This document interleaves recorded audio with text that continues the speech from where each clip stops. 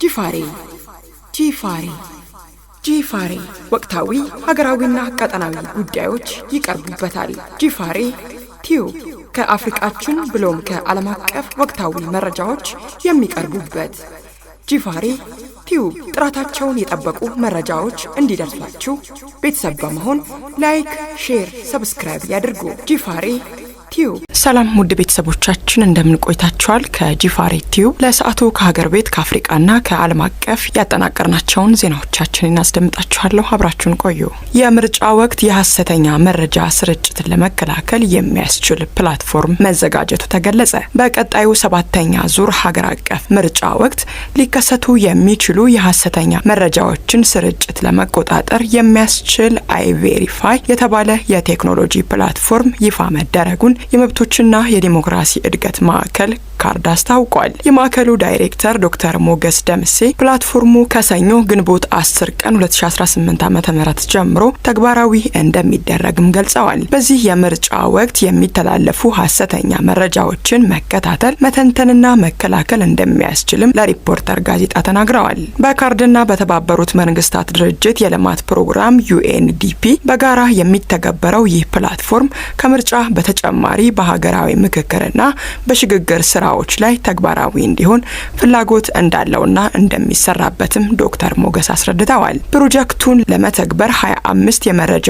አጣሪ ባለሙያዎች ስልጠና የወሰዱ ሲሆን ከእነዚህም ውስጥ 15ቱ በክልሎች ሲሰማሩ ቀሪዎቹ ደግሞ በአዲስ አበባ መሰማራታቸው ተገልጿል። የመረጃ ማረጋገጥ ስራው ምርጫው ተጠናቆ የመንግስት ምስረታ እስከሚካሄድበት ጥቅምት 2019 ድረስ እንደሚተገበርም ተመላክቷል። አገልግሎቱ ባለፉት 9 ወራት ከ3000 በላይ የውጭ ሀገር ዜጎች ሐሰተኛ ፓስፖርት ለመያዝ ሲንቀሳቀሱ እንደነበር ገለጸ። የኢሚግሬሽንና ዜግነት አገልግሎት ከ3600 በላይ የውጭ ሀገር ዜጎች በሐሰት የኢትዮጵያን ፓስፖርት ለመያዝ ሲንቀሳቀሱ ደርሼባቸዋለሁ ብሏል። አገልግሎቱ አክሎም ከ10000 በላይ ሰዎች ሐሰተኛ የልደት ሰርተፍኬት፣ መታወቂያና ፋይዳን በመያዝ ህጋዊ አገልግሎት ለማግኘት ሲሉ እንደተደረሰባቸውም ተናግሯል። በኢሚግሬሽንና ዜግነት አገልግሎት የፓስፖርት አገልግሎት ዳይሬክተር የሆኑት አቶ ሙሉጌታ ብርሃኑ ከድንበር አካባቢ የሚመጡ ኢትዮጵያውያን ከውጭ ሀገር ከሚመጡ ዜጎች ጋር የሚመሳሰል ማንነት ስላላቸው የውጭ ዜጎች ይህንን አጋጣሚ በመጠቀም ሐሰተኛ ሰነድ ለመያዝ ሙከራ እንደሚያደርጉም አስረድተዋል። አቶ ሙሉጌታ ረጅም ዓመታትን በኢትዮጵያ የኖሩ ኤርትራውያን የኢትዮጵያ ዜግነት ሊያገኙ የሚችሉበት ሁኔታም መኖሩን አክለዋል።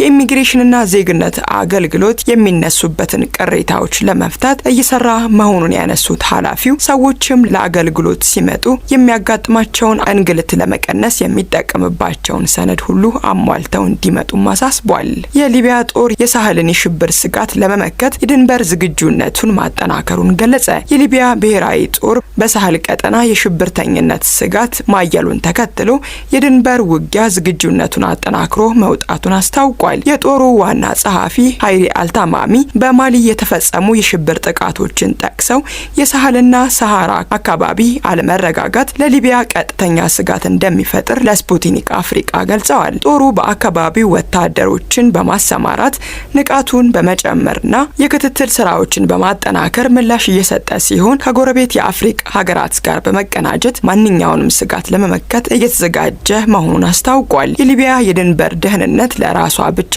ሳይሆን ለመላው ቀጠናው ወሳኝ እንደሆነም አጽንኦት ሰጥቷል። ዚምባብዌ ከማዕድን ሀብቷ $1 ቢሊዮን የሚጠጋ ሽያጭ ማስመዝገቧን ገለጸች። ዚምባብዌ በማዕድን ዘርፉ በ2026 የመጀመሪያ ሩብ ዓመት $1 ቢሊዮን የሚጠጋ ሽያጭ ማስመዝገቧን የሀገሪቱ ማዕድን ግብይት ኮርፖሬሽን አስታውቋል። ይህ ስኬት የተመዘገበው መንግስት ጥሬ ማዕድናትን ወደ ውጭ እንዳይወጡ በመከልከሉና በሀገር ውስጥ እንዲቀናበሩ በመደረጉ እንደሆነም ኮርፖሬሽኑ ገልጿል። ከፍተኛ የሽያጭ እድገት ያስመዘገቡ ማዕድናት ሊቲየም፣ የፕላቲኒየም ብረቶች፣ የብረት ምርቶች፣ የድንጋይ ከሰልና ኮክ እንዲሁም ፌሮ ክሮምና ፌሮ አሎይ እንደሆኑም ተገልጿል። እንደ ኮርፖሬሽኑ ገለጻ ዚምባብዌ ለዓለም አቀፍ የባትሪ አምራቾች ቁልፍ አጋር የሆነች መምጣቷን ተከትሎ ዓመታዊ የሊቲየም ገቢዋም $1 ቢሊዮን በላይ ከፍ ይላል ተብሎም ይጠበቃል። ትራምፕ ኢራን ላይ ያላቸውን ትዕግስት እየተሟጠጠ መሆኑን ተናገሩ። የአሜሪካው ፕሬዝዳንት ዶናልድ ትራምፕ ከቻይናው መሪ መሪ ዢ ጂንፒንግ ጋር ከተነጋገሩ በኋላ ኢራን ላይ ያላቸው ትዕግስት እየተሟጠጠ መሆኑን ተናግረዋል። ፕሬዝዳንቱ ለፎክስ ኒውስ በሰጡት ቃለ ምልልስ ላይ ነው ትዕግስታቸው እየተሟጠጠ መሆኑን የገለጹት። ትራምፕና ዢ በውይይታቸው ወቅት የሆርሙዝ ወሽመጥ ክፍት እንዲሆን መስማማታቸውን ገልጸዋል።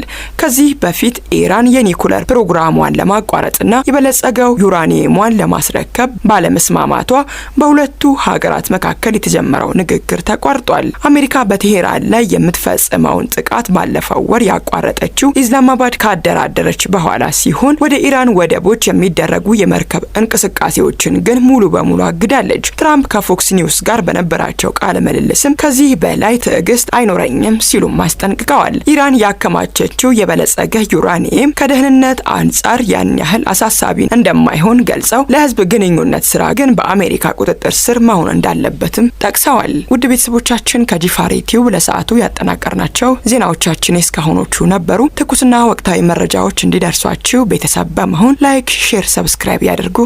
ጂፋሬ ጂፋሬ ጂፋሬ ወቅታዊ ሀገራዊና ቀጠናዊ ጉዳዮች ይቀርቡበታል።